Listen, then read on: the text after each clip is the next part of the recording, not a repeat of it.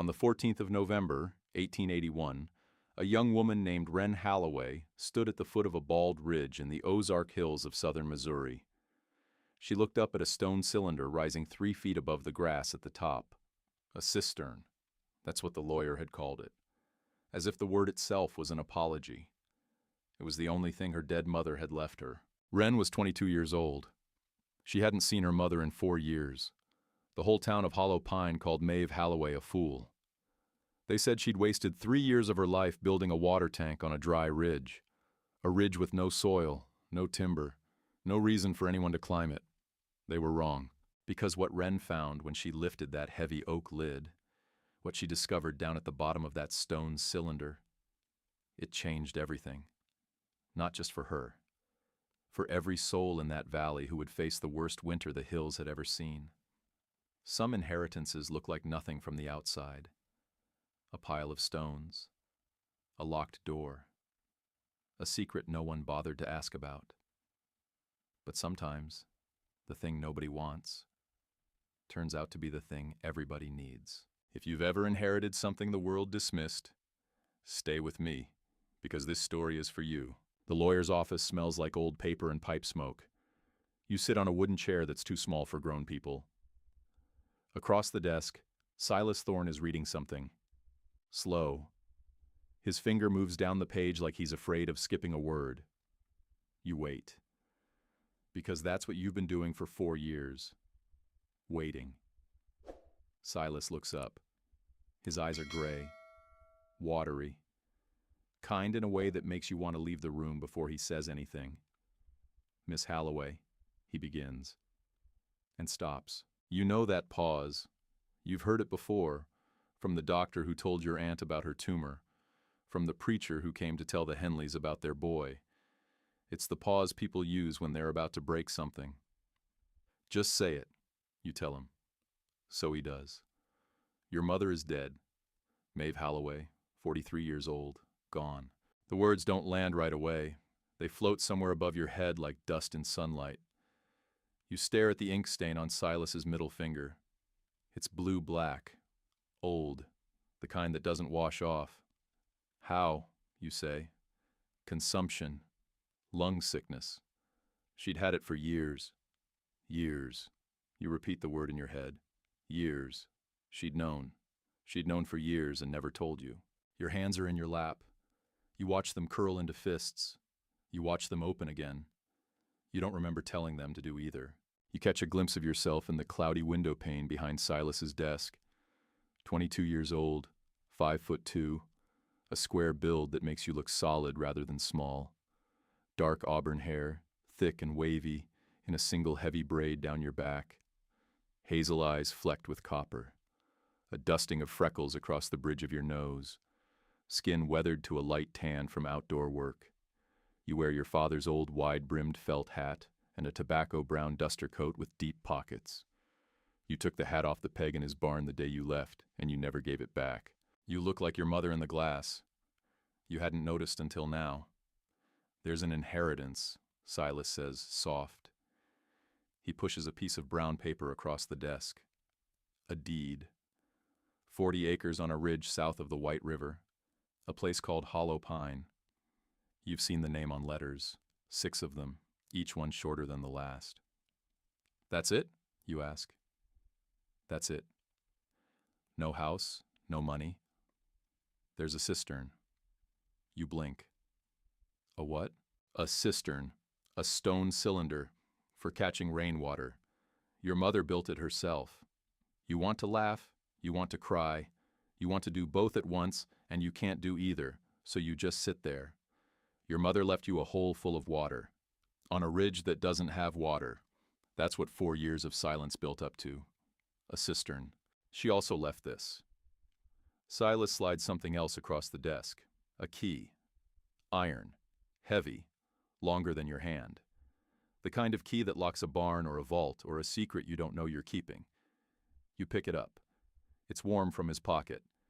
"Miss Halloway," Silas leans forward.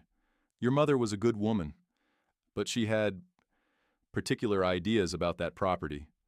Most folks in Hollow Pine think she built that cistern for no reason. There's no house on the land, no barn, no stock pen, just the cistern and cedars, and a view of the river valley that won't feed you, won't keep you warm. You look at the key. Then why'd she build it? Silas opens his mouth, closes it. I don't know, he says. Nobody does. You walk out of his office into the November cold. The sky over Hollow Pine is the color of dishwater. Smoke rises from chimneys. A dog barks somewhere down the road. Two women on a porch stop talking when you pass them. They watch you the way people watch a thing they can't quite name. You know that look. You wore it yourself when you were 16, and your mother started disappearing into the back pantry for hours, just sitting there with the door cracked, staring at nothing. Was she sick then? Was she already sick? You push the thought away. It comes back. You push it away again. The trail up to the ridge is 4 miles, steeper than you expected. It switchbacks through scrub oak and persimmon thicket. Cedar so dense you have to turn sideways to push through. The soil is thin, more limestone than dirt. It crunches under your boots with every step. You climb for 20 minutes.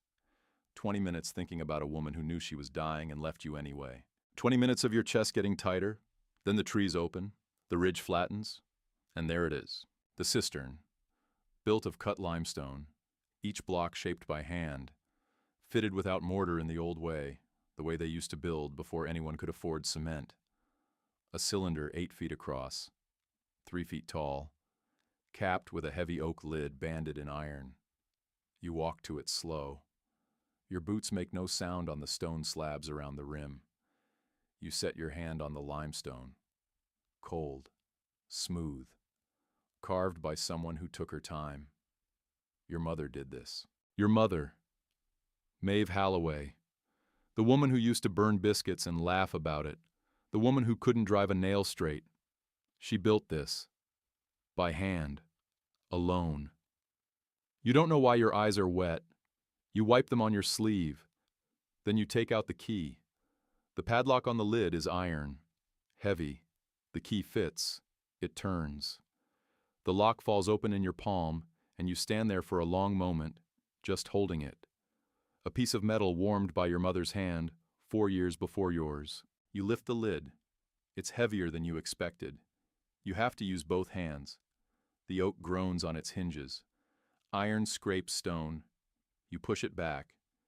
And then, the smell hits you. It's not what you expected. A dry cistern should smell like nothing. A wet one should smell like algae, standing water, old leaves, something flat and stagnant and dead.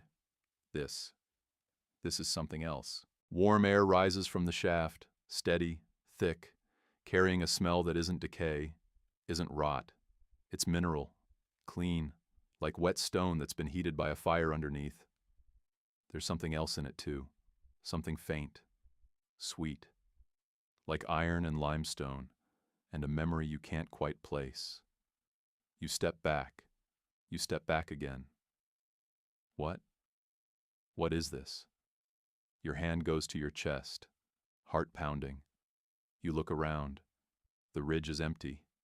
Cedars hissing in the wind. No one for a mile in any direction. You lean over the rim, look down. Black. Just black. The shaft drops down into nothing. You can't see the bottom. You squat. You feel along the inside of the wall. There. Iron rings, set into the stone just below the rim. Old, solid, anchored deep. And a rope ladder, hemp, pale, looped through the rings and dropping down into the dark. You pull on it. It holds.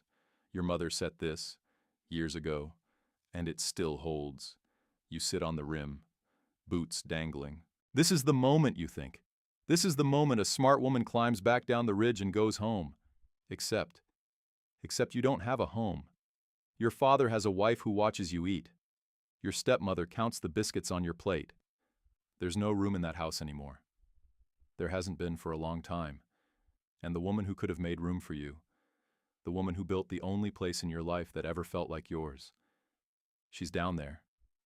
In some way, she's down there. You drop a pebble, you count. 1, 2, 3, click, stone on stone. Not water, not water. Your breath catches, you swing your legs over. The first 10 feet are cold. Your hands go numb on the rope. The stone walls are damp under your palms. You can feel your boots scraping against limestone. The light from the open lid above you shrinks. Smaller. Smaller. You stop. Look up. The circle of sky is the size of a saucer. You almost climb back out. Almost. But the air down here? It's changed. Around your knees now, then your waist. It's not cold anymore. It's warm. Warmer than the day above. Warmer than your father's kitchen with the stove going. Warmer than a body. You keep going. 12 feet. 15. Your hand touches the limestone. And the limestone is warm. Not cool. Not damp. Warm. The kind of warm that doesn't come from the sun. It comes from somewhere deeper. Somewhere down inside the rock. Your foot finds the next rung. Then the next. Then the bottom. You step off onto a stone floor. You stand there in the dark. Breathing.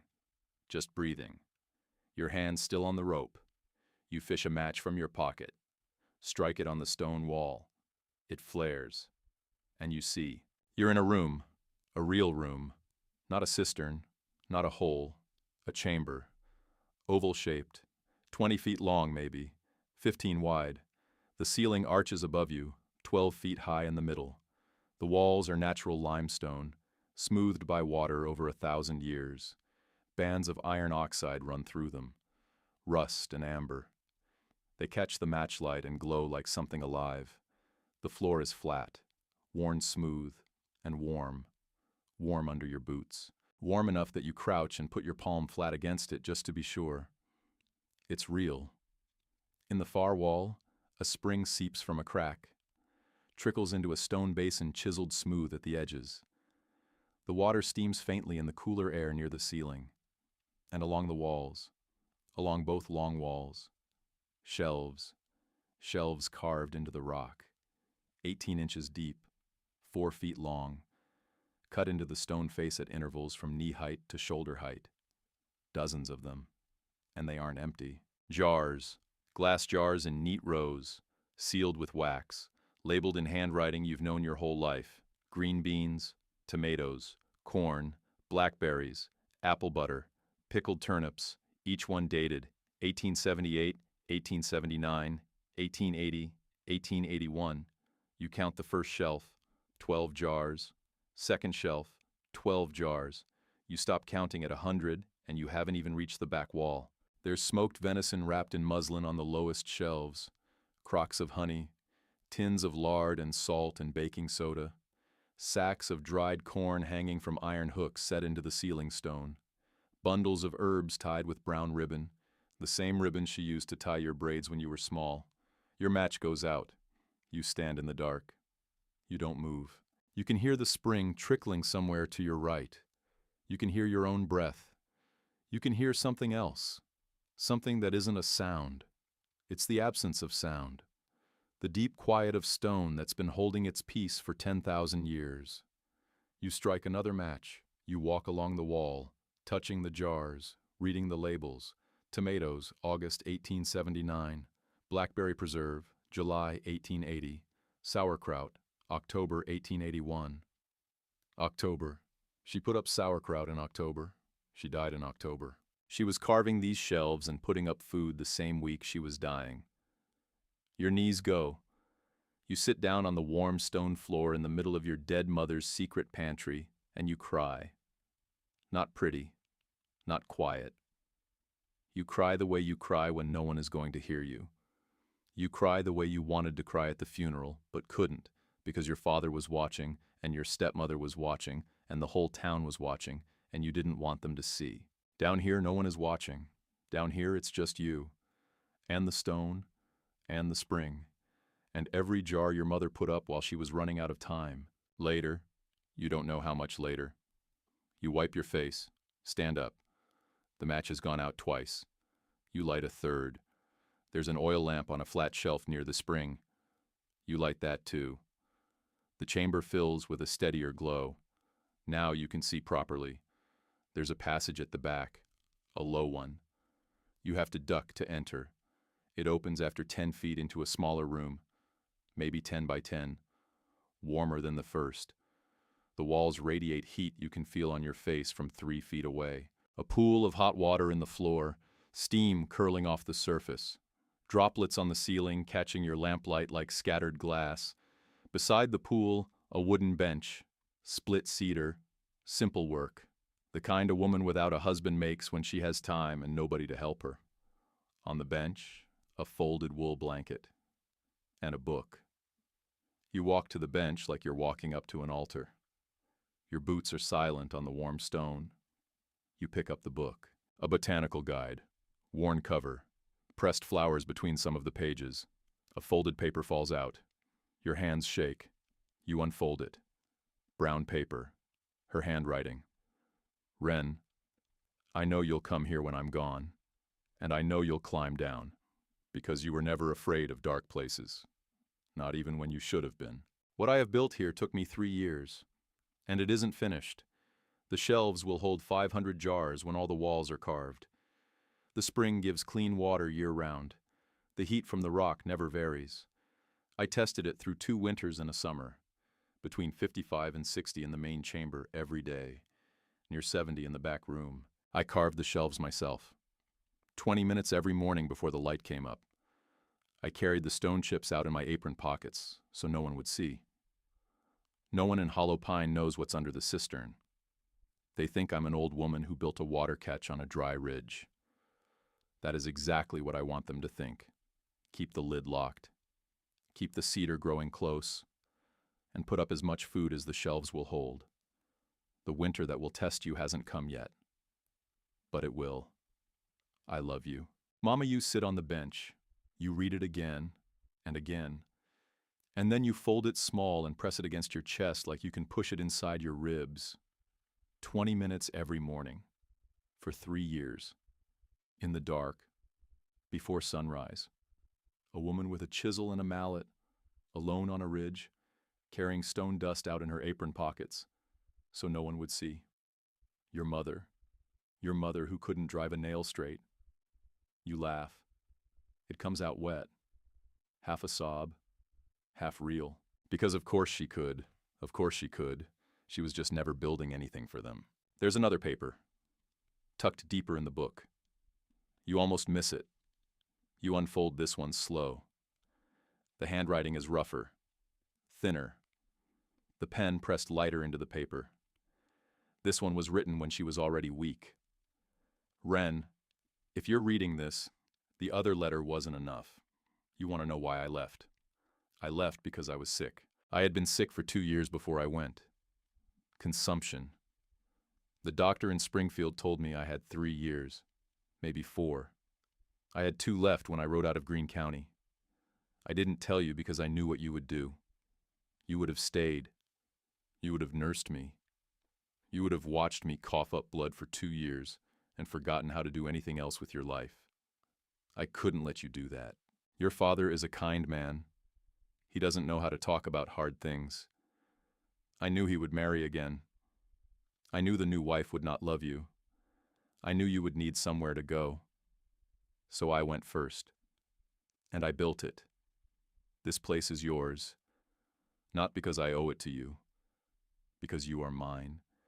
Because every night I worked here, I worked thinking of your face, the shape of your hands, the way you used to braid your hair without a mirror. Forgive me, Wren. I just wanted you safe. Mama, you don't cry this time. You don't have anything left to cry with. You just sit on the cedar bench. Your mother's blanket across your knees, the hot pool steaming in front of you. And you understand. She didn't leave you. She prepared you. And she did it knowing she would never see you find it. You climb back out at dusk. The light on the ridge is gray. The wind has picked up. The cedars scrape against the cistern rim in a slow hush, hush, hush, like somebody whispering to a baby. You replace the oak lid. You lock the padlock. You pull on it twice. It holds. You stand there, hand on the warm stone, looking down at the valley. Hollow Pine sits below you in the fold of the hills. 20 roofs, maybe 30, smoke rising from chimneys, The river beyond, dark and slow, lamplight starting in the windows. Down there they think your mother was a fool. Down there they think you'll be down begging for work before Christmas. Down there is a man named Ezra Crail who already raised the price of flour to $4 a sack last winter. A widow named Marlo Penhaligon who runs a boarding house and buries her husbands one by one. A preacher named Job Renner who keeps secrets nobody asked him to keep. Down there is everyone who laughed at Maeve Halloway. And the funny thing, the funny, terrible thing, when the winter she warned you about comes, when the wells freeze and the root cellars flood and the children start coughing in the cold, it's down there they're going to come climbing up. To this hill. To the cistern her mother carved with hands they laughed at. To the daughter they think won't last. You pull your duster tight around you. The wind smells like coming snow. You walk down the ridge in the dark. You don't go to the boarding house. You don't go to Silas Thorne. You don't go to anyone. You build a lean-to against the cedars on the sheltered side of the ridge. You wrap yourself in your mother's blanket. You eat smoked venison and a jar of green beans she put up 2 summers ago. The blanket smells like cedar and her hair. You sleep. And for the first time in 4 years, you don't sleep alone. Don't. You wake before dawn. The sky is still purple. The first frost of the season is on the cedar needles. Your breath is white in front of your face. You sit up. You think about your mother. 20 minutes every morning before the light came up. You stand. You stretch. You walk to the cistern. You unlock the padlock. You climb down. You pick up the chisel and the mallet she left beside the spring. They fit your hand? Of course they do. You have her hands. You set the chisel against the limestone, a spot she'd marked but hadn't started yet, a rectangle, the next shelf. You raise the mallet. You strike. The sound rings off the chamber walls. Sharp, clean. A sound that means somebody is here. A sound that means somebody is staying. A chip of limestone falls into your apron. You strike again, and again. And outside the cistern, above ground, the wind shifts. The first real cold of the year is rolling in from the north. But you can't hear it. You can't hear anything but the chisel, and the sound your mother made every morning for 3 years, and the sound of a daughter learning finally what she was being given. You climb out at sunrise. You walk the 4 miles down to Hollow Pine for supplies. The town wakes up around you, doors opening, smoke rising, a boy carrying milk pails, a dog circling a wagon. At the general store, the bell rings as you push the door open. Behind the counter, a big man with a loud voice and small eyes looks up from his ledger. Ezra Crail. He takes you in, slow, up, down. He's already smiling. The kind of smile that isn't a smile. Well, he says, if it ain't the Halloway girl. You set your list on the counter. Flour, salt, coffee, a pound of nails, lamp oil, and a chisel, the good kind. He looks at the list. Looks at you. Honey, he says, you're not staying up there. You look him in the eye. Mr. Crail, you say. I'm not asking your opinion. I'm placing an order. The store goes quiet. A woman in the corner with a basket on her arm slowly turns her head. Ezra's smile slips, just for a second. Then it comes back, wider. Suit yourself, he says. Be down here begging for work before Christmas. You don't answer. You just wait. He fills the order. You pay in coins your mother left in a jar by the cedar bench. When you walk out, the woman with the basket follows you. Older, tall, black wool dress. Her hair is iron gray, pinned tight. Her eyes are not soft, but they aren't hard either. They're tired. You're Maeve's girl, she says. Yes. I'm Marlo Penhaligon. I run the boarding house at the end of the lane. Pleasure. Honey. She steps closer, lowers her voice. Your mother was the most stubborn woman I ever met, and the most stubborn women are usually the ones who knew something the rest of us didn't. You feel your throat tighten. Did you know her well? As well as she'd let anybody. You nod. Marlo studies your face, then your hands. Hands with stone dust still under the nails. She doesn't say anything about the dust, but you can tell she sees it. Wren. She uses your name like she already knew it. If the winter gets bad, if something goes wrong, you come to me. You hear? Why? She looks at you a long moment. Because she asked me to say so. Before. Then she turns and walks back into the store. You walk back up the ridge with your supplies on your back. You're halfway up when you see him, a man on the path, coming down, tall, black coat, wide-brimmed hat. He stops when he sees you. You stop too. Miss Halloway, you don't know him. He knows you. Job Renner, he says. Preacher at the chapel. Knew your mother. His face is long, lined. His eyes are that pale blue that makes you feel like he can see things you haven't said out loud. You've been to the cistern, you say. Walked up to look at it. Yes. Why? He's quiet for a long moment.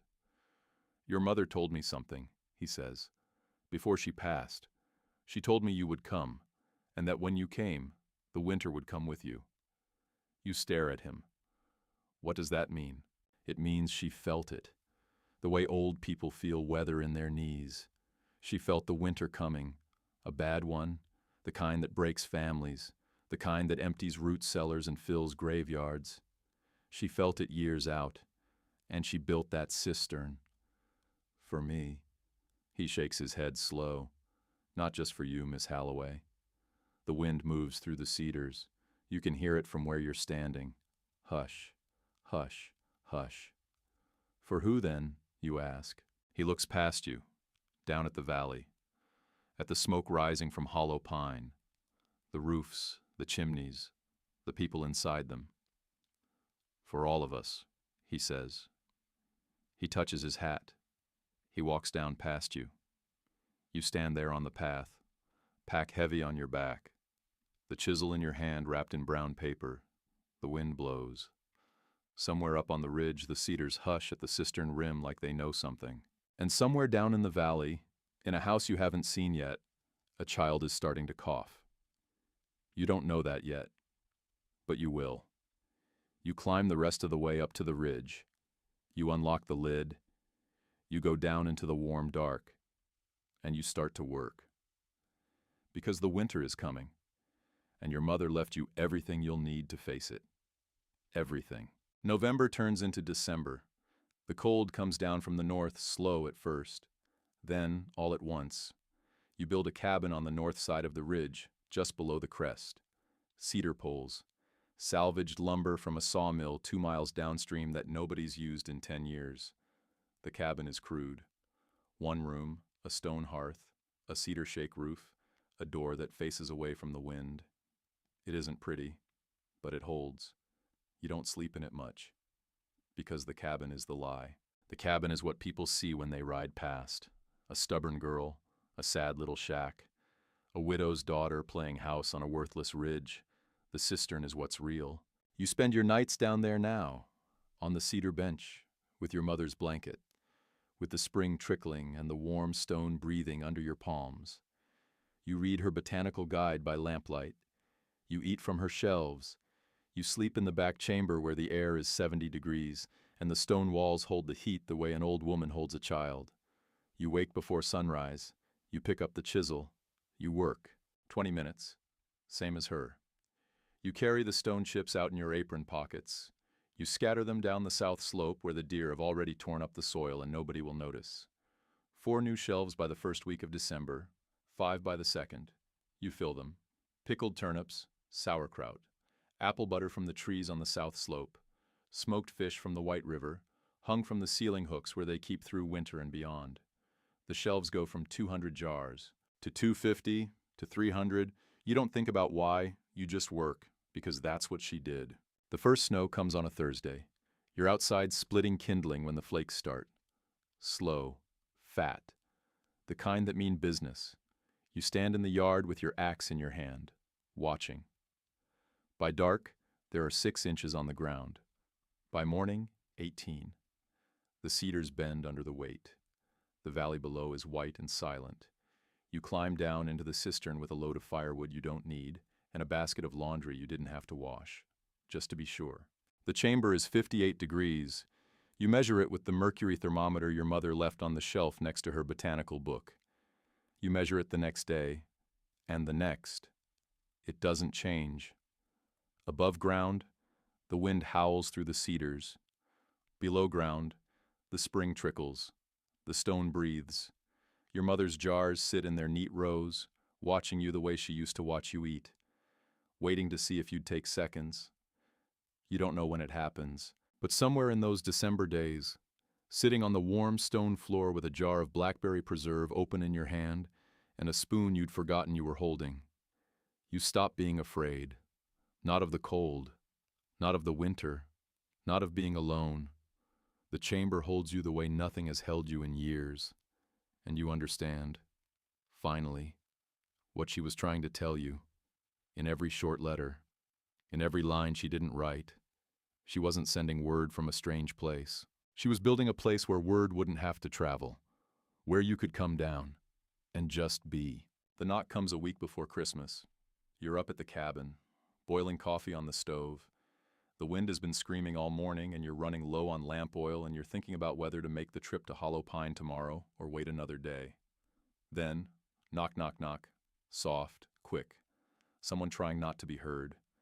Your hand stops on the coffee pot. You don't move. Knock, knock, knock. A voice. Old. Quiet. Miss Halloway? You set the coffee down. Cross to the door. Open it just a crack. A man on your step. 60. Maybe older. Beard like white moss. Snowshoes hanging off his pack. Eyes the color of the sky an hour before dawn. Tam, he says. Folks call me Old Tam. You wait. Trapper. I work the ridges back of the buffalo. Don't see folks much. You wait. Your mother knew me. Saved my life 2 winters back. Came down with the croup so bad I couldn't draw breath. She brought me into her cabin. Made me drink something hot. Sat with me 3 days till the fever broke. You blink. You didn't know any of this. Of course you didn't. You step back. Come in. He shakes his head. Won't keep you. I came to give you something. He reaches into his pack, pulls out a leather pouch, hands it to you. It's heavy. What is it? She gave it to me, year before last. Said when you came, I was to bring it. I asked her what was in it. She said it wasn't for me to know. You take the pouch, loosen the drawstring. Inside, a small ring of keys, iron, dull, 6 of them, each one no bigger than your thumb, worn at the bow from a thumb that wasn't yours. What do they open? You ask. Old Tam shakes his head. Don't know, Miss Halloway. She didn't say. Did she say anything else? He thinks. Slow. The way a man thinks who weighs every word before he gives it away. She said, if the winter goes bad, you'll know what they fit. And if it doesn't go bad, then you don't need to know. He touches the brim of his hat. He turns to go. You stand on the step with the pouch in your hand. 6 little keys clinking against each other. Tam. He turns. How will I find you, if I need to? He looks past you, up at the cedars on the ridge. You light a smoke fire on the high point. Green cedar, wet.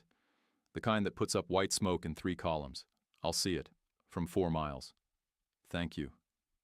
He nods once. He walks off into the snow. You watch him until he disappears into the cedars. You close the door. You sit at the table. You put the keys down. And you stare at them.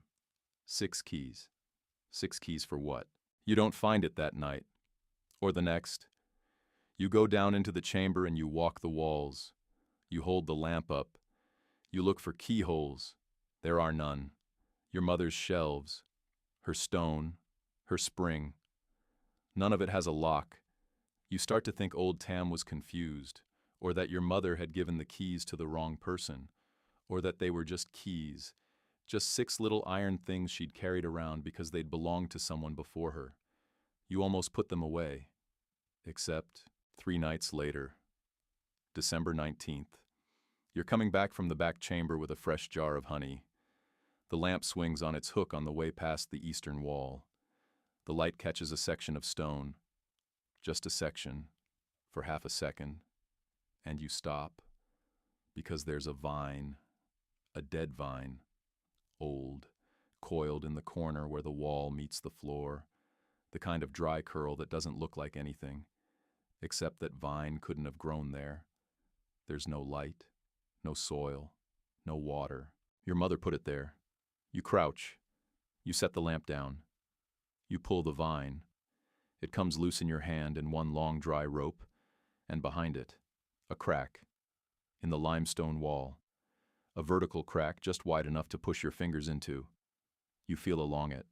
Stone, stone, stone, and then wood.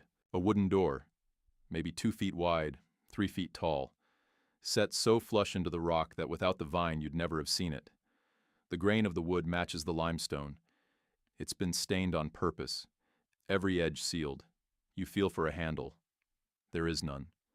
But there's a keyhole, a small one. You take out the ring of keys. Your hand shakes. The first key doesn't fit. The second doesn't fit. The third one slides in. It turns. The wood makes a tiny click, like the closing of a clasp on a music box. The door eases open under your fingers. A passage, lower than the chambers above. You have to stoop. Your lamplight fills the space and you see it goes maybe 10 feet before opening up. You go in. You're not breathing right. You're not breathing at all. The passage opens into a room, smaller than the others, maybe 8 by 8, square, carved by hand. The walls are smoother here. She took her time. In the room, a wooden table, a chair, a small iron-bound trunk, and a kerosene lantern hanging from a hook, already half full of oil, ready for someone to light. You light it. The room glows. You sit down at the table, because your legs aren't working. On the table, a leather book, thick, tied shut with twine. You untie it. You open it. Her handwriting. Her real handwriting, page after page. It's a journal. You read it for hours, or minutes. You can't tell. She'd started it the day she rode out of Greene County. The first entry is short, left this morning before sunrise. He didn't see me go. The new wife will be glad. Wren will not understand. I will explain when I can. You turn the page. Hollow pine. A hill. 40 acres. Limestone. The agent thinks I am buying a fool's place. I have been to the hill 3 times. He has not. There is a cave in the ridge, not a small one. Warm air rising from a fissure. My own breath felt cold by comparison. I have walked the perimeter. No one knows. The pages go on. She writes about the first day she went down with a rope, about sliding the lid open and lying on her belly to look, about the smell of the warm air, about the moment she dropped a pebble and counted 3 seconds, and heard stone. She writes about the cistern, how she designed it to look like nothing. A water catch on a dry ridge will be the most ordinary insult to good sense in this county. They will laugh. They will forget. That is what I want. She writes about the chisel, about the mallet, about the first morning she carved, and her wrists ached so badly she thought she'd broken something. She writes about going down before sunrise so the smoke from her cabin chimney wouldn't show against the dawn and give her away. She writes about the names. That's the part that breaks you.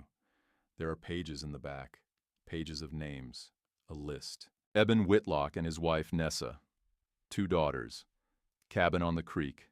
He works in winter. They will not have enough. Marlowe Penhaligon, widow, has buried 3. Lonely in a way that makes her hard. She is not hard. Job Renner, the preacher. He carries other people's sorrows. Nobody carries his. Hattie Crail, wife of the storekeeper.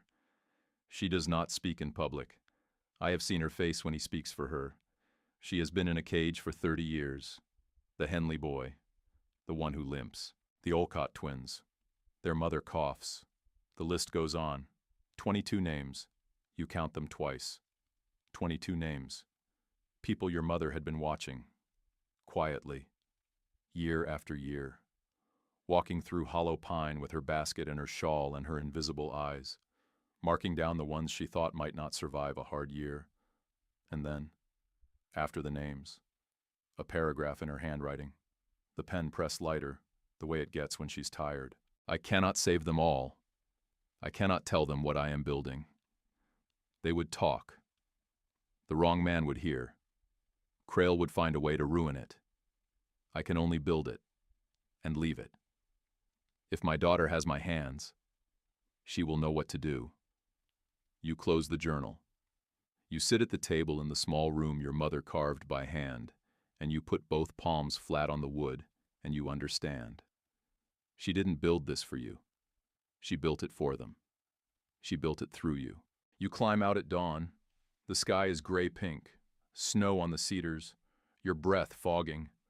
You walk the 4 miles down to Hollow Pine. You go to the general store. The bell rings as you push the door open. Ezra Crail looks up. The smile is already on his face. Halloway girl, back for that begging job.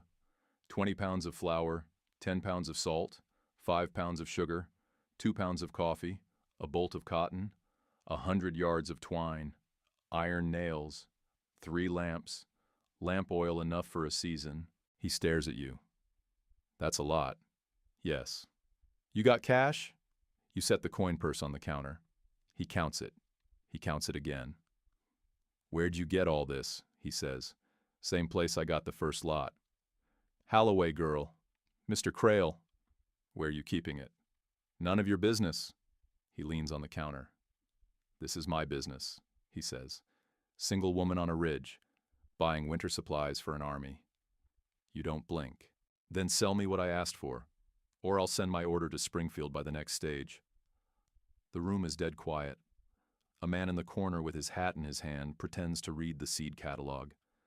Ezra's mouth tightens. He fills the order. You pay him in coin.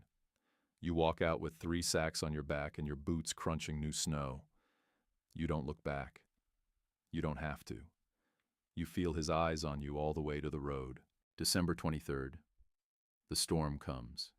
You feel it before it hits. The light goes flat. The wind drops. The cedars stop hushing.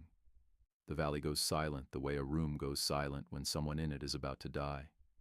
Then the snow. It falls all afternoon. It falls all night. It falls the next day and the day after that.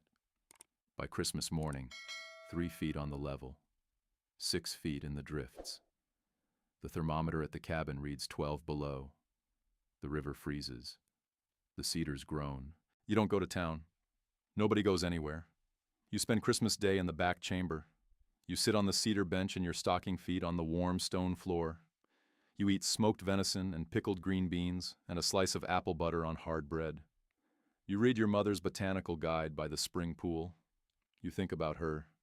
You think about how she would have spent this same morning, down here, by herself, carving, drinking weak coffee from the warm spring water. You whisper Merry Christmas, Mama, just to hear it out loud. The chamber doesn't answer, but the warm air moves on your face like something noticed.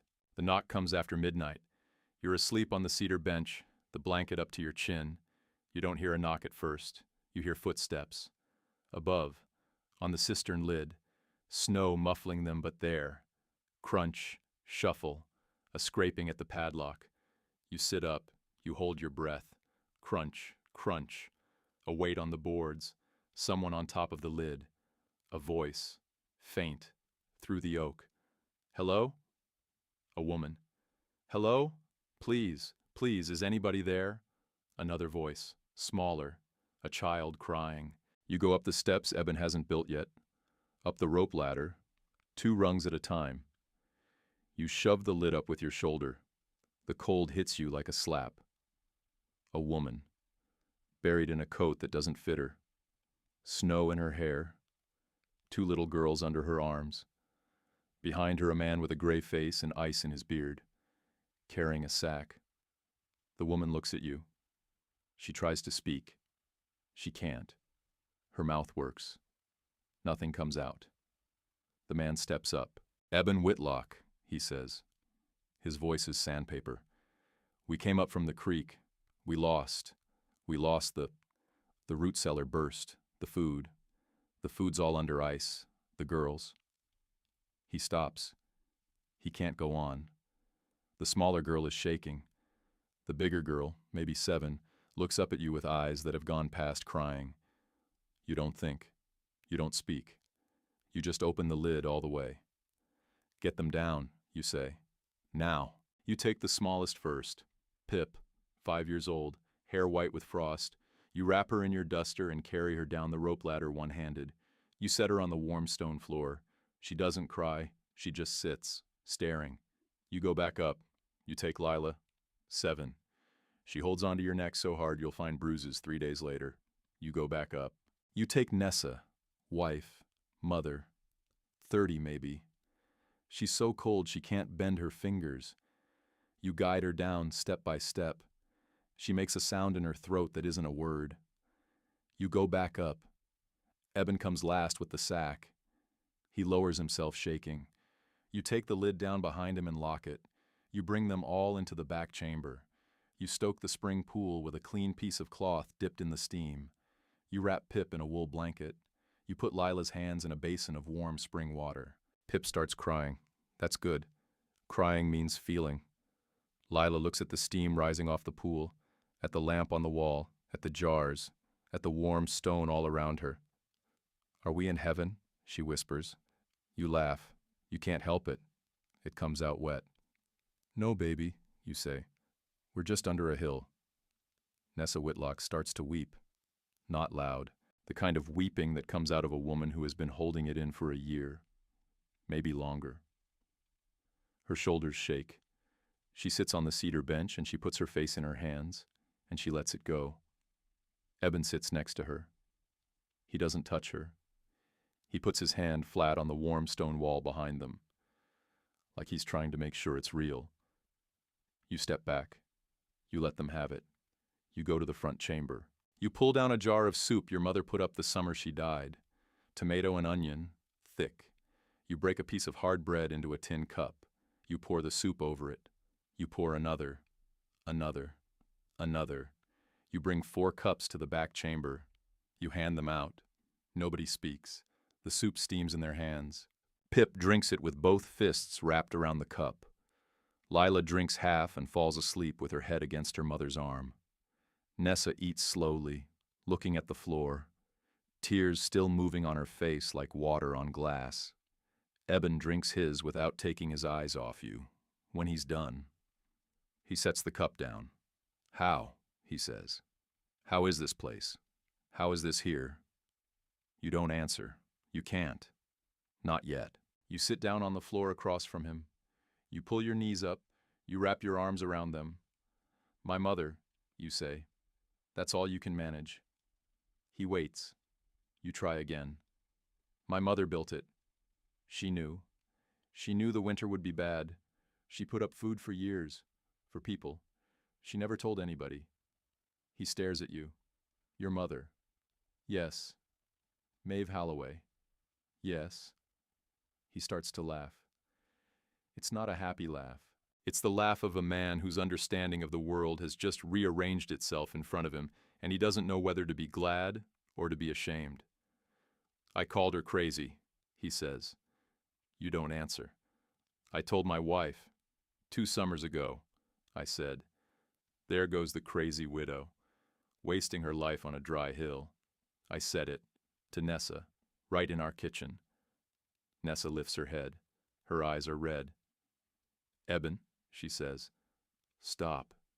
But he can't stop. She walked past our cabin every Tuesday, going to the river to fish. She always had a basket. She always nodded. We never said hello. Nessa, did we ever say hello? Nessa shakes her head. We never said hello. Eben drops his face into his hands. And tonight she saved my children's lives. You sit on the floor. You don't know what to say. You think of the journal upstairs in the small room, the page with the names. Eben Whitlock and his wife Nessa, 2 daughters. They will not have enough. She had known. She had known 2 summers ago. She had walked past their cabin with a basket and nodded and said nothing, and stored away the food that would feed them tonight. You can't tell him that. Not yet. So you just say, "She would have wanted you to eat. There's more soup." Eben raises his head. He looks at you. He looks at his sleeping daughters. He nods. You ladle out another cup. The Whitlocks stay 3 weeks. By the end of the first day, Eben is up and walking the chambers with his hand on every wall. By the end of the second, he's pacing the rope ladder shaft and shaking his head. "This won't do," he says. "This is going to break a neck. Hers, mine, somebody's. I'll build you stairs." "Eben, you don't have to." "Miss Halloway." He turns and looks at you. His eyes have something in them that wasn't there yesterday. "Let me. Please." You let him. He measures the shaft with a piece of twine. He walks up to the cabin and looks at the cedar poles you saved. He goes back down. He comes back up. He works. For a week he works. At the end of the week there's a wooden staircase inside the cistern shaft. Solid. Anchored to the limestone walls with iron rings. 10 steps. 11. Down into the warm dark. A handrail you can hold on to in the dark. The first time Pip tries them, she runs up and down them 3 times in a row, laughing, just for the joy of stairs. Lila reads to her on the cedar bench in the back chamber. She found a book on your shelf, a children's primer your mother kept for some reason. Nessa cooks. Nessa is a different woman down here. Above ground she barely speaks. Below ground she sings. Soft, while she works. Old hymns. Hymns your mother might have known. You watch her one afternoon, ladling stewed apples into a fresh jar, humming a tune you can't quite place. You watch her and you understand. She isn't saved by the warmth. She's saved by the room, by the stone, by the way the chamber holds people without judging them. You think your mother knew that too, about the stone, about how stone doesn't ask anything of anybody. It just holds. Halfway through the 3rd week, Eben goes outside one morning to bring down more firewood. He comes back faster than he left. He climbs down the new stairs 2 at a time. He stops at the bottom. "Miss Halloway." You're at the spring pool, scrubbing a tin cup. You look up. His face has gone tight. "There's a man," he says, "riding up the trail." Your stomach drops. "Who?" "Crail." Of course, of course." "How close?" "Quarter mile." You stand. You wipe your hands on your apron. You climb up. By the time you push the lid up and step out onto the snow, Ezra Crail is just cresting the last switchback. His horse is steaming. He's bundled in a heavy coat. His eyes find you fast and they don't blink. He rides up to the rim. He looks at the cistern. At the tracks. There are tracks. Snowshoe tracks. Children's boots. He sees them. He looks at you. "Halloway girl." "Mr. Crail. Heard the Whitlocks haven't been seen on the creek in 2 weeks." "I wouldn't know." "That's so." "That's so." He swings down off his horse. He walks up to the lid. He puts his hand on it. The metal of the padlock clinks against the iron band. "Tell you what," he says. "I'm going to ask you straight. What is in this cistern, Miss Halloway?" You don't move. "Water, Mr. Crail." "What else?" He stares at you for a long second. Then he smiles. The same smile from the store, the one that isn't a smile. "Halloway girl," he says, "I've been in this town a long time. Longer than you've been alive. I know every cistern, every well, every cellar in 5 miles. And I know one thing for certain. There is no spring on this ridge. There is no aquifer. There is no underground stream this high up. Your mother built a cistern that cannot hold water. A water catch on a dry rock. Why?" You don't answer. "Why?" he says again. "Because she was a fool, Mr. Crail. Like you said." He looks at you. He looks a long time. Then he gets back on his horse. "Halloway girl, you have a good day." He rides down the trail. You stand by the cistern with your hand on the warm oak lid. You watch his back until he disappears around the switchback. Then you go back down. You don't tell Eben what was said, But that night, when the children are asleep on the cedar bench under blankets, you sit at the small table in the back chamber and you write in the inside cover of your mother's botanical book. Crail knows something is here. He doesn't know what, yet. You close the book. You blow out the lamp. You stare at the ceiling in the dark. You think about your mother for a long time. Then you fall asleep, and the warm stone breathes around you the way it has every night since you came down that rope. A week later, the storm breaks. The Whitlocks pack to go home. Eben stands at the bottom of his new stairs with his tools wrapped in oilcloth. He looks up the shaft. He looks back at you. Miss Halloway. Yes. This thing he's looking for. He's going to come back. You know that. I know. With more men, probably. Sheriff, something. Probably. You can't have him climbing down and seeing what's down here. No. He's quiet a long moment. Then he says, "Give me a few weeks to get my place sorted. Then I'm coming back. I want to build something else for you.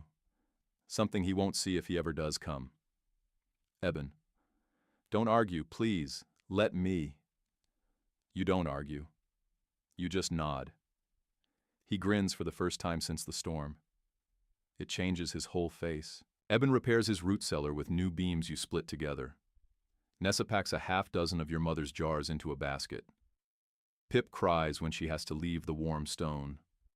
Lila kisses you on the cheek and presses a folded piece of paper into your hand. You unfold it after they go. It's a drawing. A stick figure with red hair on top of a hill, a circle in the middle of the hill. Inside the circle, a tiny family, a mother, a father, 2 little girls, and one more figure, drawn slightly bigger. Underneath, in a child's wobbly print, Aunt Wren of the warm place. You hold the paper a long time. You don't cry. You don't cry because you're past crying. You just fold it. You walk down the new stairs. You take the chisel off the shelf. You go to a fresh section of wall. You raise the mallet. You strike. A chip of limestone falls into your apron. You strike again. 20 minutes. Same as her. A new shelf. The first of many you'll cut this winter. Because your mother's list is long, and the names she wrote down by lamplight years ago.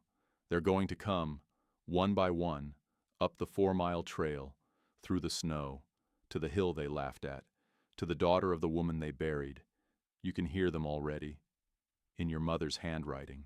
In the wind through the cedars. In the slow, steady rhythm of stone falling away from stone. Hush, hush, hush. After the Whitlocks go home, the others start to come. Not all at once. One at a time. That's the way of it in the hills. Word doesn't travel on roads. It travels on tongues. From a wife to a sister. From a sister to a cousin. From a cousin to a man who walks past your gate on the way to the river. Eben told someone. Eben told everyone. He didn't mean to. He just couldn't help it. He stood in his rebuilt cabin with both daughters healthy and warm, and his wife humming over the stove, and when his neighbor asked how they got through the storm, the words came out of him before he could stop them. A girl on the ridge, just a girl, with a place under the hill, like nothing you've ever seen. So they come, the Henley boy and his mother. He limps. She has a cough. They stay 4 days. The Olcott twins, 8 years old. Their mother has the same cough as the Henley woman. They stay a week. A widower named Dennett with 3 little ones and no flour in his house. He stays 2 nights. He cries when he leaves. Quiet. Standing at the cistern lid with his hat in his hand. You don't ask any of them for anything. You don't ask. Because your mother didn't ask. You just open the lid. You bring them down. You feed them from her shelves, and you light the lamps, and you let the warm stone hold them the way it held you. And you watch each one of them, as they sit in the back chamber with the spring steaming behind them. You watch the way their faces change, the way the cold leaves their bones, the way the worry leaves their eyes. Every single one of them. The same look. The look of a person remembering something they had forgotten, which is that somebody, somewhere, had thought of them before they ever asked. Hattie Crail comes in the middle of January. You don't expect her. You're up at the cabin one night, mending a tear in your duster by lamplight. The wind is bad, worse than it's been all winter. The cedars on the ridge are bowed almost flat. You can hear ice cracking on the trees, sharp little reports like rifle shots. The knock is so quiet you almost miss it. You almost don't open the door. But something in the back of your head says, "Open it." You open it. A woman, stooped, snow on her shoulders, a shawl wrapped around her head and tied under her chin, eyes huge and a face gone gray with cold. "Mrs. Crail." She tries to speak. Nothing comes out. You pull her inside. You close the door against the wind. You pry the shawl off her head. Her hair is white at the roots and brown lower down, the way a woman's hair gets when she stops dyeing it because she stopped caring. "How long have you been walking?" 4 hours. 4. From the ridge below the creek. I borrowed a horse, but he went lame. I left him at the Henley place. I walked the rest. "Hattie, I had to come." "Why?" She looks at you. Her eyes fill. "Because she invited me," she says. 3 years ago. She came to the back of the store. She found me crying in the storeroom. She didn't ask why. She gave me her shawl. She told me about a place. She said, "If you ever need it, come up the ridge, climb down. The lid will be open for you." She stops. She presses her lips together. "I didn't go," she says. "I was afraid. Of him. Of what he would do if I disappeared. I didn't go. I didn't go for 3 years. And then she died. And then I thought it was too late. That she was gone, and the place was gone with her. And then I heard about you." Her voice breaks. "From who?" you ask softly. "From everyone," she whispers. "Wren, from everyone. You bring her down. You bring her to the back chamber. You sit her on the cedar bench by the steaming pool. You wrap her in your mother's blanket. You give her hot soup in a tin cup and she holds it the way Pip held it, with both fists tight, like she's afraid you'll take it back. She drinks half. She lowers the cup.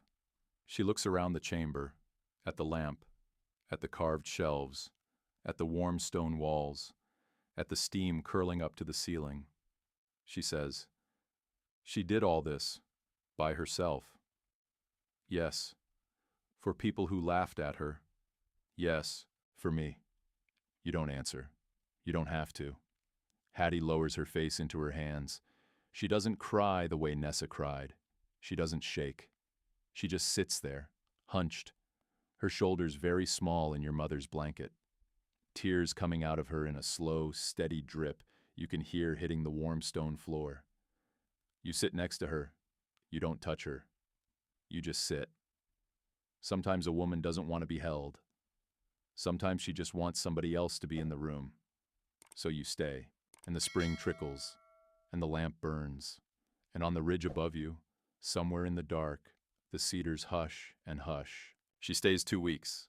By the end of the first week, she's helping you organize the shelves. By the end of the second, she's humming while she works. Old songs. The same kind of songs Nessa hummed. You watch her one afternoon. She's standing on a stool, reaching to set a fresh jar on the third shelf from the top. The lamplight catches her face from below. She looks 20 years younger. The fear is gone out of her eyes. The deep, stiff line between her eyebrows that you'd seen the first night, that line is just smoothed out. You think, he took 30 years off her. This room is giving them back. You don't say it out loud. You just hand her the next jar. When the snow softens enough that she can walk, she goes back. You walk her halfway down the ridge, just to the bend where the trail turns out of the cedars. She stops there. She turns to you. "Wren?" "Yes." He's going to know. "I know. He's going to know I came up here. Somebody saw me leave. Somebody will tell him. Probably. He won't let it stand." You nod. You already know. "Hattie, listen. Yes, you're welcome here, whenever, day or night, storm or no storm. The lid is open for you. You hear me? She nods. She presses her lips tight. She walks down the path alone. You watch her go, the little gray figure on the white snow, until she disappears at the next bend. Then you turn around, and you walk back up to the ridge to get ready. Because 2 days before, Eben came back, just the way he said he would. He came up with a wagon full of cedar and iron, and he and old Tam worked 6 days straight, shoulder to shoulder in the cistern shaft, cutting, fitting, lifting stone you wouldn't have believed 2 men could move alone. What they built. It looks like nothing, which is exactly the point. 3 days after Hattie leaves on a cold, bright morning, you hear hooves, not one horse. 3. You're up at the cabin splitting kindling. You set down the axe. You walk out to the path. 3 riders coming up the trail. The first is Ezra Crail. The second is the sheriff. You know him by the badge on his coat. A man named Holcomb, tall, quiet, the kind of lawman who doesn't like trouble but doesn't run from it either.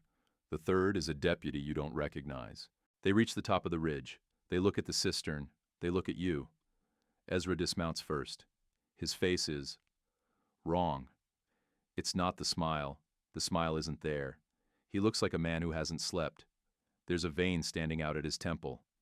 Halloway girl, he says. Sheriff Holcomb, you say. Mr. Crail, you know what this is about, Ezra says. No. My wife. What about her? She's gone. 3 days. Last seen heading this way. You don't blink. I haven't seen her, Mr. Crail.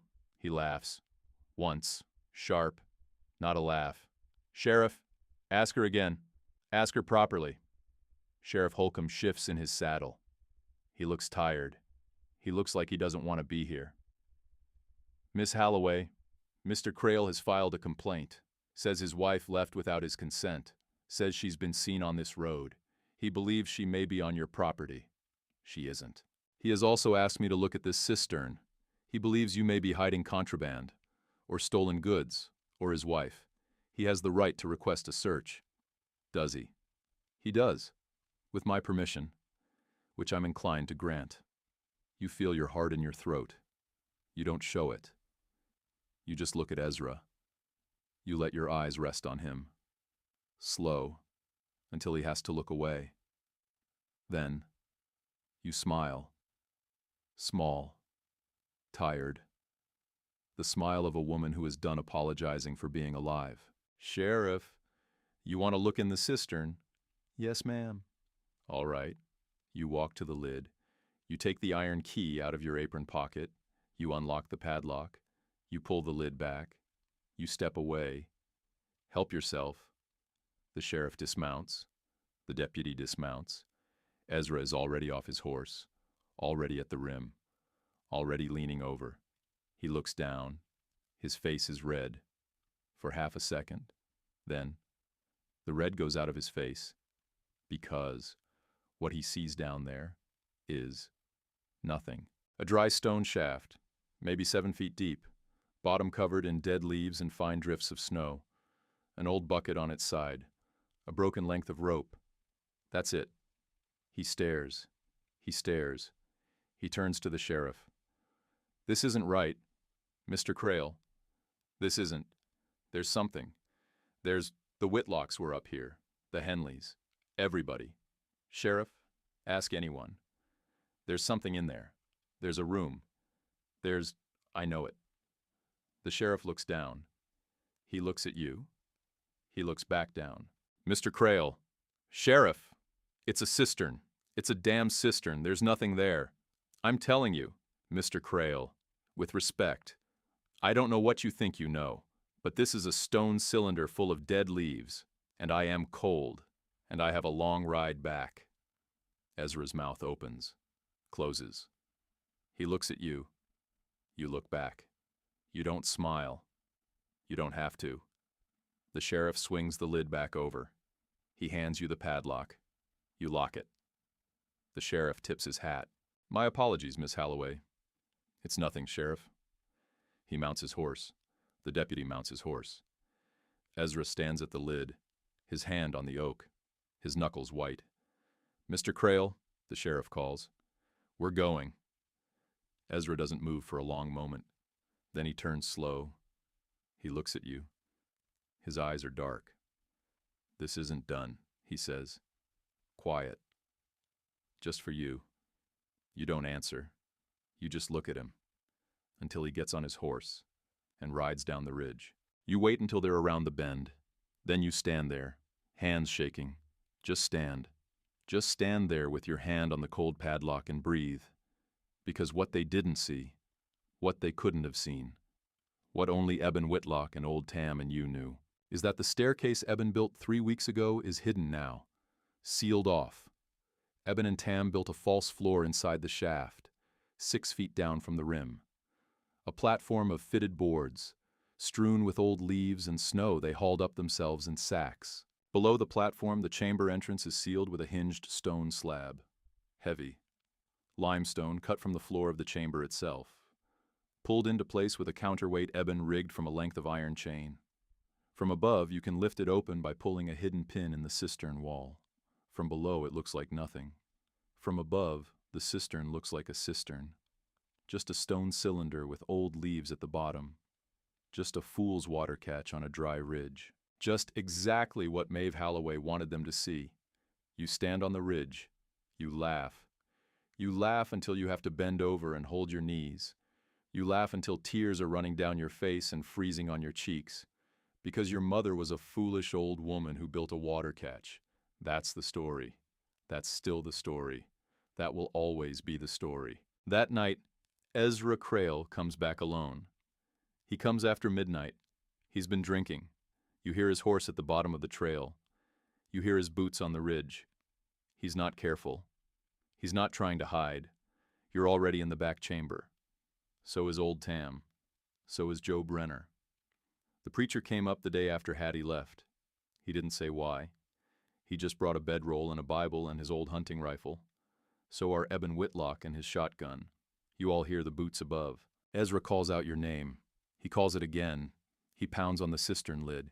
He shouts something about justice, something about his property, something about a woman who was his and isn't his anymore.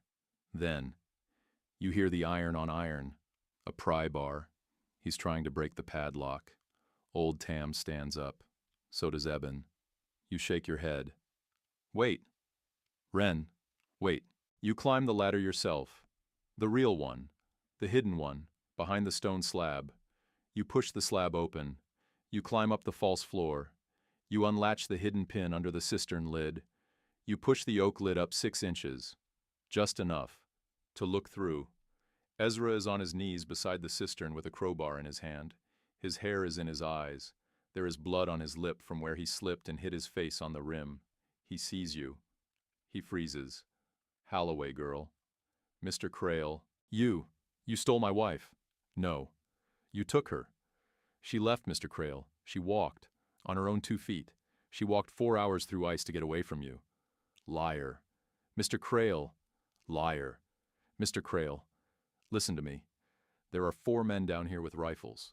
They are listening to you right now. If you swing that crowbar one more time, the next thing you hear is going to be the sound of them coming up these stairs. He stops. He stares at you. He stares. His face is wet. You realize he is crying. You realize he has been crying for some time. You don't understand, he says. What don't I understand?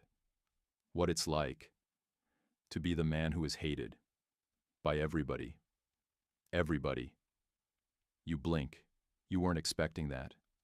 You aren't ready for that.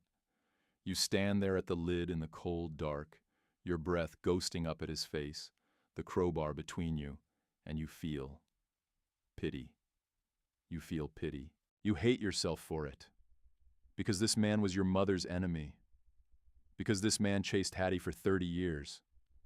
Because this man would have taken your land if he could. But he is on his knees in the snow. And he is crying. And you can hear your mother in the back of your head. The wrong man would hear.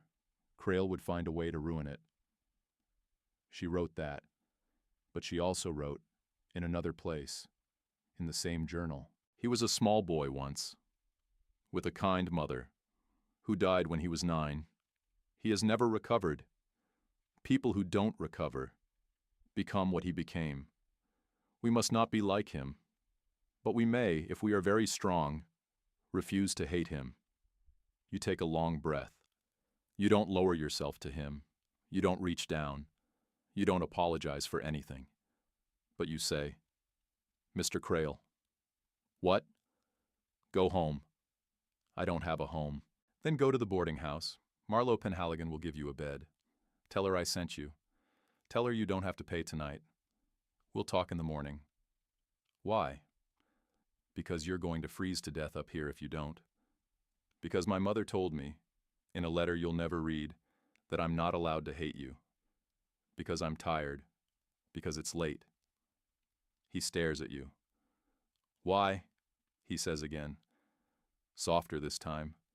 You don't answer that one. You just lower the lid. You hold the padlock through the band. You snap it shut. You climb back down. When you reach the bottom of the false stairs, you find Old Tam, Eben, and Joe Brenner standing in the back chamber, all of them with their hands on their weapons, and all of them staring at you. Eben says, "Well?" "He's going." "You're sure?" "I'm sure." Joe Brenner sets his rifle down. He looks at you for a long time. He says, "You have your mother's voice when you do that." "Do what?" "Refuse the easy thing." You don't know what to say to that, so you don't say anything. You go to the spring pool. You wash your hands. The water is warm. The lamplight catches the steam.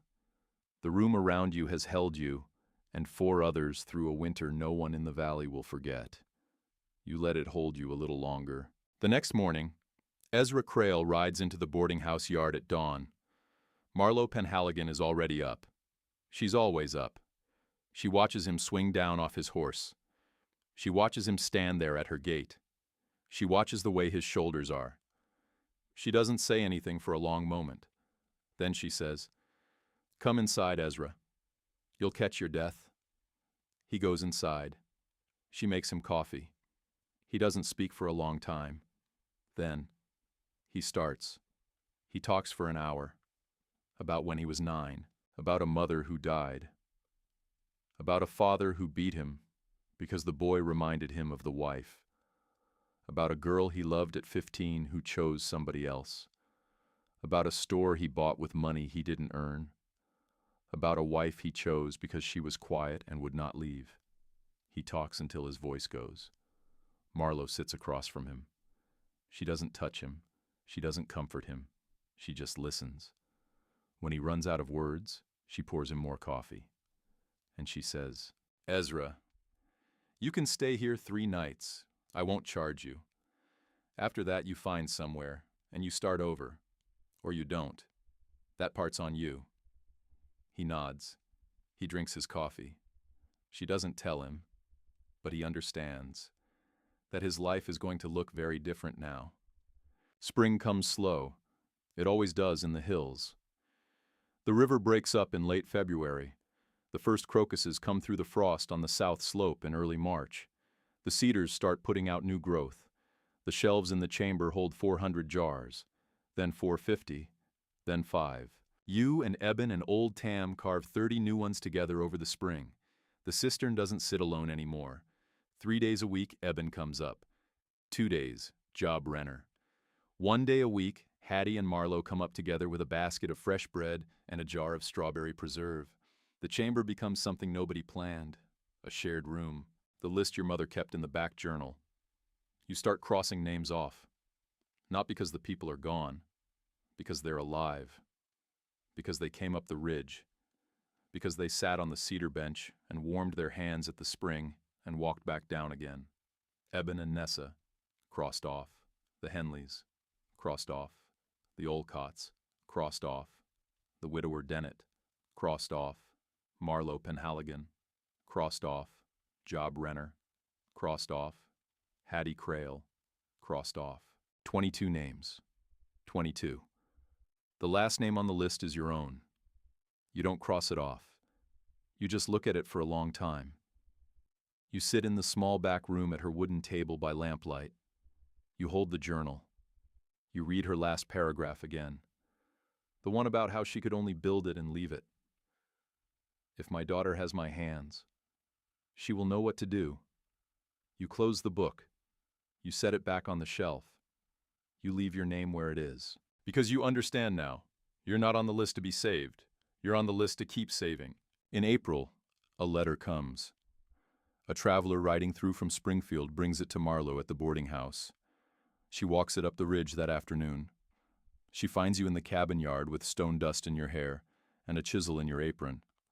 For you, she says. You take the letter. You know the handwriting. You haven't seen it in 5 years. It's your father's. You stand in the yard. You don't open it. You hold it. Marlowe watches you. Wren. Yes. You don't have to read it today.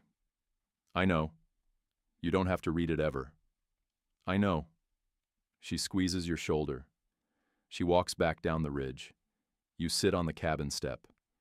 You look at the letter for a long time. Then, you open it. It's short.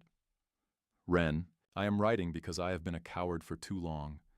Your mother wrote me 3 letters in the year before she died. I read the first one. I burned the next 2. I could not bear to read what I knew she had to say, about how I had failed her, about how I had failed you. I read the first one again last week. It said one thing. Wren will need somewhere to go. Be ready. I never was ready. I do not know what kind of father lets his daughter go to a hill in the next county and does not come after her. I do not know what kind of man marries again before his first wife is in the ground. I do not expect you to write back. I'm not asking for anything. I'm sending you something. It belonged to your mother. She left it with me when she went. She said to give it to you when you were ready. I never gave it to you because I was waiting to be ready. I am not going to be ready, so I am sending it now. Forgive me, Wren, or do not. Either way, I am your father, and I have loved you all your life, even when I could not show it. In the envelope, wrapped in a square of soft cotton, a small silver locket on a chain. You open it. Inside, a picture of your mother, maybe 24, hair down her back, holding a baby. The baby is you. Both of you are smiling. You sit on the cabin step. You hold the locket in both hands. You think about a woman who died in a chamber of warm stone she built for the daughter she could not stay alive for. About a man who could not say what he meant his whole life. About forgiveness, which is not a thing you do once, which is a thing you do every day. You put the locket around your neck. It rests against your collarbone where her blanket used to rest at night. You stand up. You go back to work. May comes. You stand at the cistern lid one morning at sunrise. Marlowe is in the cabin behind you, kneading bread on the table you and Eben built together. Hattie is in the back chamber, repotting a fern she carried up from the boarding house. Lila and Pip Whitlock are running circles around the cedars on the south slope, screaming with laughter, because Pip has just found a baby rabbit, and Lila is trying to keep her from picking it up. Job Renner is reading a Bible in the cabin doorway, the morning light gold on the page. Old Tam is fixing a hinge on the cabin door without being asked. Eben Whitlock is on his knees by the cistern rim, with a wood plane in his hand, smoothing the edge of a new oak board he's fitting into the lid. Nessa Whitlock is humming somewhere down the path. You can hear her. You stand at the rim. You put your hand on the warm limestone. You close your eyes. You think, Mama, Mama, I see what you did. I see it now. Every shelf, every jar, every 20 minutes before sunrise, every name in the journal. You did not build a place to hide me. You built a place to hold us all. You open your eyes. You look down at the valley. Hollow Pine sits below in the morning light. Smoke rising from chimneys. The river wide and slow. Wagons moving on the road. Down there somewhere, a man named Ezra Crail is sweeping the front step of a small rented room behind the schoolhouse. He is sober. He is not happy yet. But he is not what he was. Down there, somewhere, a woman who lost 3 husbands is teaching another woman to bake bread. Down there, somewhere, children who would have died in a flooded root cellar are running in their own yard. And up here, a cistern, just a cistern, a foolish old woman's water catch on a hill nobody wanted. That is what they will tell their grandchildren, the ones who don't know. But the ones who do know, the ones who climb down, they will tell the truth. That sometimes a woman who is dying chooses not to spend her last years being held. She spends them building something to hold others. That sometimes love does not look like staying. It looks like leaving so the building can begin. That a daughter can hate her mother for years and then climb down a ladder in the dark and find that everything she thought she had lost was waiting for her in jars, in a journal, in a list of names, in the warm breath of stone that has been holding its peace for 10,000 years. You wipe your eyes on your sleeve. You walk into the cabin. Marlowe slides a fresh loaf in front of you. Eat, child. You eat. The bread is hot. The locket rests warm against your collarbone. Outside, a child laughs. Outside, the cedars hush. If this story has settled into you the way warmth settles into cold stone, slow, and from someplace deeper than you expected, then know this: you do not have to build a chamber under a hill. You do not have to carve a shelf at 4 a.m. You do not have to put up 200 jars by the time you turn 43. You only have to do one thing. You only have to keep one name on a list. You only have to leave the lid unlocked for somebody, somewhere, tonight. That's all. That's all your mother did. That's all Wren ever did. That's all any of us are asked to do. Open the lid. Let them in. The stone will do the rest.